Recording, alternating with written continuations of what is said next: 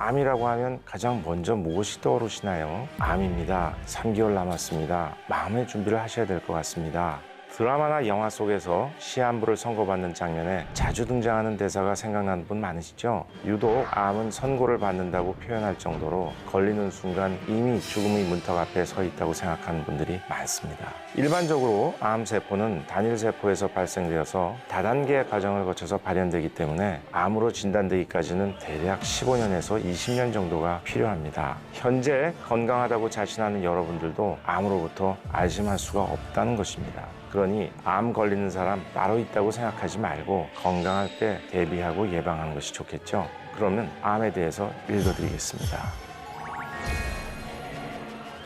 안녕하세요. 종양내과 전문의 강재입니다. 흔히 암은 현대인의 질병이라고 생각하는데 과거에는 암이 없었을까요? 그렇지 않습니다. 고대 이집트의 미라와 콜럼버스 이전 아메리카 대륙의 미라에서도 발견될 만큼 암은 끈질기게도 인류를 괴롭혀온 오래된 질병입니다. 실제 우리나라 조선시대에도 암은 있었던 것 같아요. 이 현재 의학의 관점에서 조선왕조실록을 살펴보면 역대 27명의 임금님들 중에서 암으로 돌아가셨다고 추정되는 분들이 있습니다.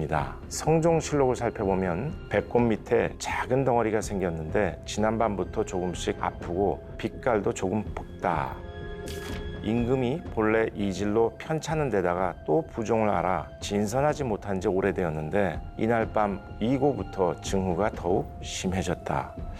이런 기록만으로 추정했을 때 성종 임금님은 대장암을 앓았을 가능성이 높습니다. 배꼽 주변에 작은 덩어리란 것은 종기가 난 것으로 추정되는데요. 이 당시 조선 역대 27명의 왕 가운데 12명이나 종기로 사용할 만큼 종기는 흔한 징후였습니다. 그런데 성종 임금의 종기는 암 전이가 되어서 배꼽 주변에 림프절이 커졌을 것이라고 생각이 듭니다. 게다가 이질이라는 것은 묽은 변을 의미하는데 이 당시엔 아마 이질이 상당히 흔했던 전염병이었던 것 같습니다. 그래서 암 덩어리가 대장을 막았기 때문에 배변 습관이 불규칙해지면서 대변을 보지 못하거나 묽은 변이 나온 것을 이질이라고 어이들이 생각한 것이죠.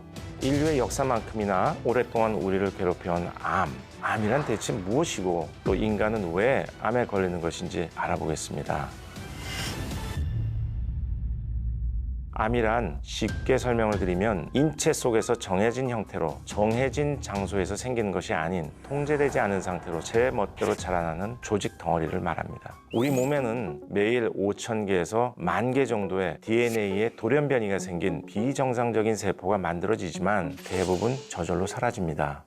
그 이유는 우리의 유전자 안에서 이러한 비정상적인 DNA의 변이를 다시 수정해주는 유전자가 존재합니다. 그것을 이제 과호 수정 유전자라고 하는데 이러한 수정하는 메커니즘에 의해서 비정상적인 세포가 정상세포로 다시 돌아가는 것이죠. 그런데 일부 암에서는 비정상적인 세포가 통제 기능을 빠져나와서 끝없이 분열하게 됩니다. 분열한 암세포가 혈액이나 림프관을 따라서 먼 곳으로 이동해서 새로운 집을 짓고 증식해서 다시 자라나는 현상을 전이라고 하죠. 이 종양으로부터 떨어져 나와서 주변 조직과 순환기를 침범하면서 전신으로 퍼져나가는데요. 이런 현상 때문에 암이란 일반적으로 악성 그리고 전이성 특징을 가지는 종양이라고 생각하면 틀림이 없습니다. 암은 60에서 70%가 잘못된 습관에 의해서 생긴다고 알고 계시죠? 하지만 이 습관이라는 게 단순히 큰 결심만 먹는다고 고치기는 힘듭니다. 왜 그럴까요? 바로 후성유전이라는 상황이 존재하기 때문입니다. 후성유전이란 염기서열의 변화가 없이 다른 원인들에 의해서 유전자의 발현이 서로 다르게 나타날 수 있는 이런 현상을 말합니다.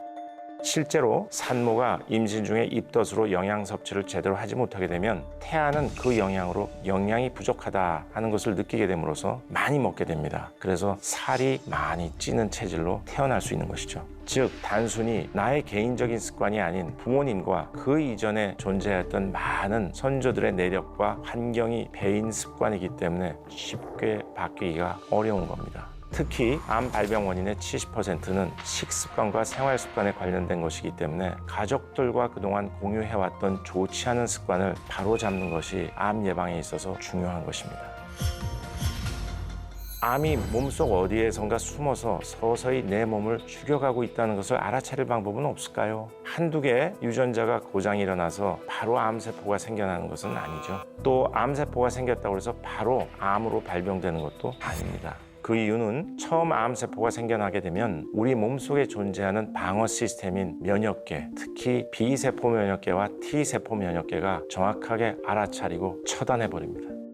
그런데 면역계의 방어망을 피해서 서서히 증식하고 또 전이가 되어서 암세포가 다른 전기로 이동하게 되면 결국 문제가 생기는 것입니다. 그래서 초기암의 경우에는 암 자체에서 나오는 통증보다는 암이 증식하면서 부피가 커지기 때문에 주변의 혈관이나 장기를 밀치면서 신경다발을 자극해서 발생하는 암성 통증이 나타나게 됩니다. 한편 암은 자기가 더 증식하기 위해서 에너지와 영양분이 필요하겠죠. 이것을 주변으로부터 빨아당기게 됩니다. 이 때문에 암 환자는 체중이 급격히 감소하게 된 악액질이라는 현상이 나타나게 되는 것입니다. 또 암 자체에서 나오는 사이토카인이라는 물질들이 뇌 시상하부에 있는 식욕 중추를 견디려서 식욕을 줄이게 됩니다. 그리고 자고 있는 상황에서도 근육에서부터 글라이코겐이라는 포도당을 빼내어 갑니다. 이러기 때문에 근육량도 줄어들게 돼서 만약 체중 감소, 식욕 부진, 갑작스러운 근육 손실이 있다면 전문의에게 검사를 꼭 받아보시는 것이 필요합니다.